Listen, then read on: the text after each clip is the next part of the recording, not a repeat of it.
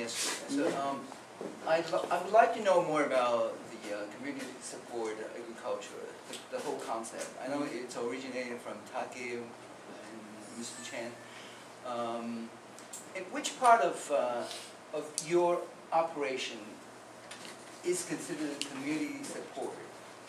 Is it the e-commerce side, or is it that you have you're cutting through the middleman, directly going to the retail households?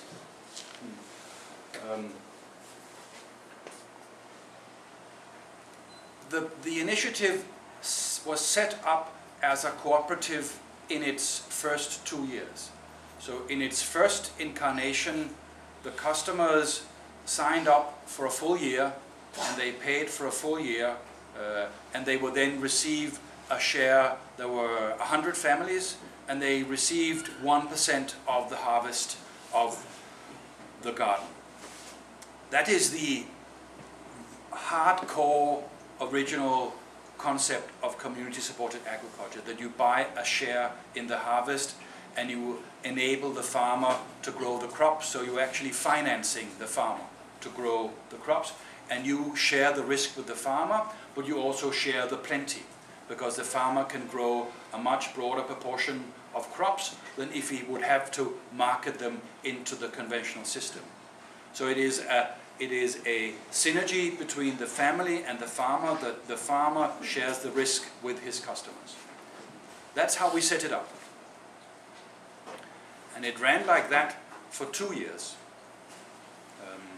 And then the demand was so large from other people to be part of it that the cooperative's board was very scared about what to do about this. And I asked them, would they be willing to share the investment risk of transforming the farm into something very different? And they said no, that was far too risky, and it was risky to take this idea from 100 families to 45,000 families.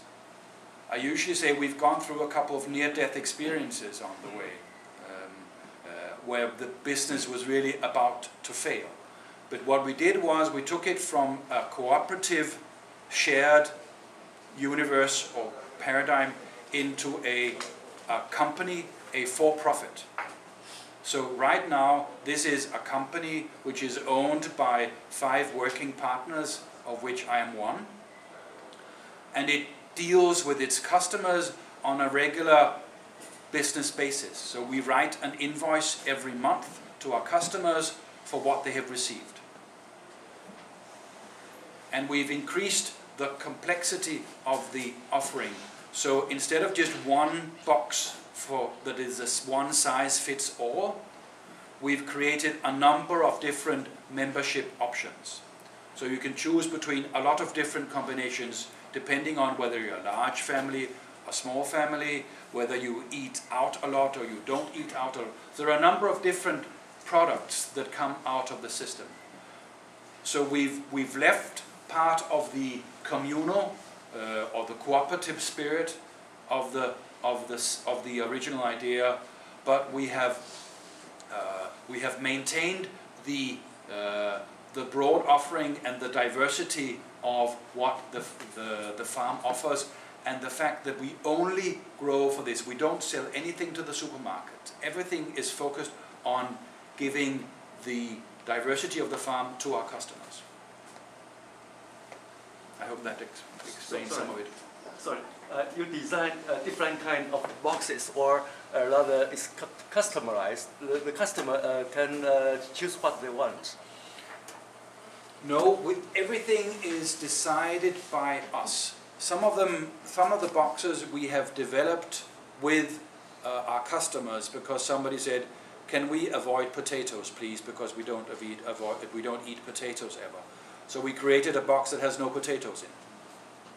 So a number of different options, but they are all a standard box within the system, because that keeps the cost down.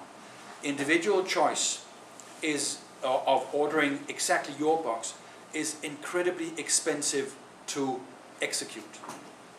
I can only give you the figure that in our system it costs us about $1 to fill a box and send it out from the vegetable comes into the pack house till they leave the pack house and are on the truck. It costs us $1 to fill a box, a weekly box. An individual order would cost us $10 to produce. Simply the picking and the fact that we then have to put a name sticker on the box and we have to keep track of it all the way through the system is very expensive. And that is, some of you may have been looking at selling groceries on the internet. And it is of course an interesting idea, but the challenge is that it's very expensive to produce the box. And if people are buying for less than $100, you simply cannot afford to spend $10 on packing the box. So that's the challenging economics of internet retail. You know, the supermarket is actually about forcing us to do the work. You know, that's the beauty of the supermarket, is that it has made the customers do all the hard work.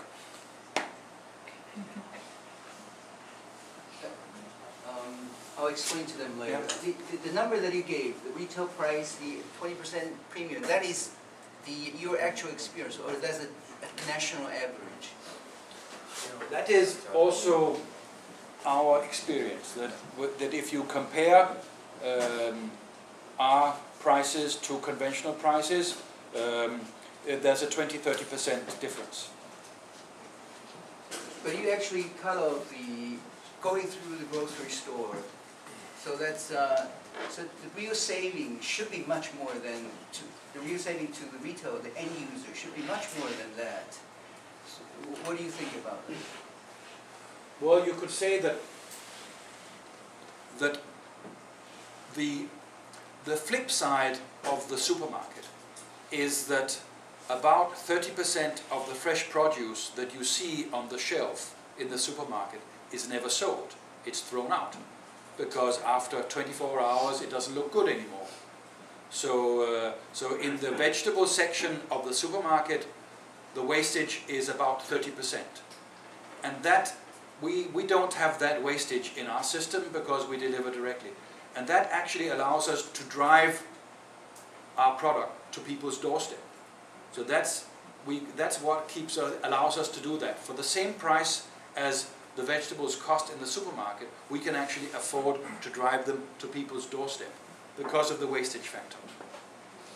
我说明一下，因为昨天我有请教他，就是说他的最后的产品到市场上的时候，跟一般传统 conventional 的产品价格大概有多少？那昨天他有做很详细的，就是说水果大概30%，蔬菜大概20%，就是比平常的贵20%，比较不像台湾说贵个2倍3倍这样。